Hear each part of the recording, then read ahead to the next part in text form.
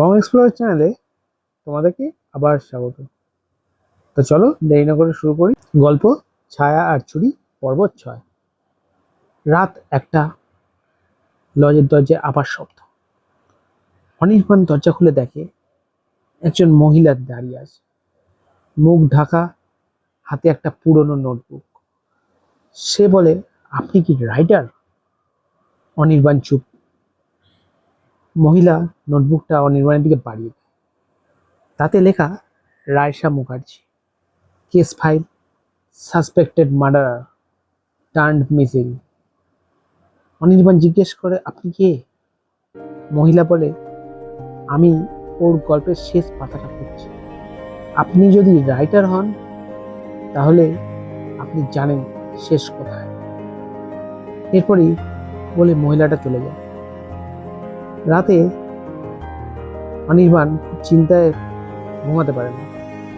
তারপরে অনির্বাণ চলে যায় লজের বেসমেন্টে, যেখানে ব্রোকেন ক্যামেরাটা ছিল।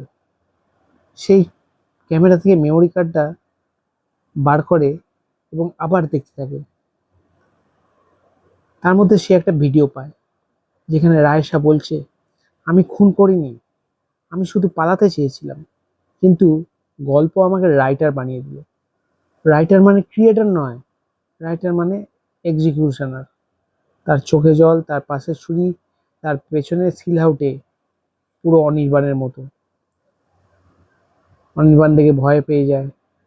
তারপর পরদিন সকালবেলা অনির্বাণ ফরেস্ট ক্লিনিংয়ে যায়, যেখানে রায়েশার কস্টিউম পাওয়া গিয়েছিল। সেখানে মাটির নিচে কিছু একটা চাপা। সে খুঁড়ে পায় একটা স্কেলিটন, যেটা মেয়ের। হাতের ব্রেসলেটে রায়শা লেখা।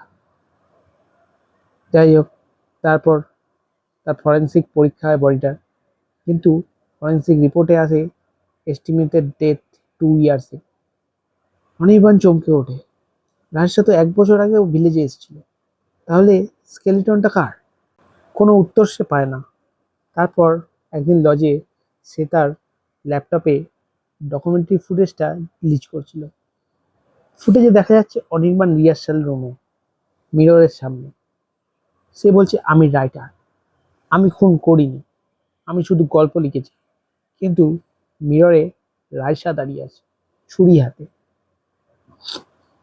অনির্বাণ ডকুমেন্টারি এডিট করতে বসে ফুটেজের শেষ ফ্রেমে দেখে রায়শা মঞ্চে দাঁড়িয়ে আছে, দর্শকদের দিকে তাকিয়ে আছে।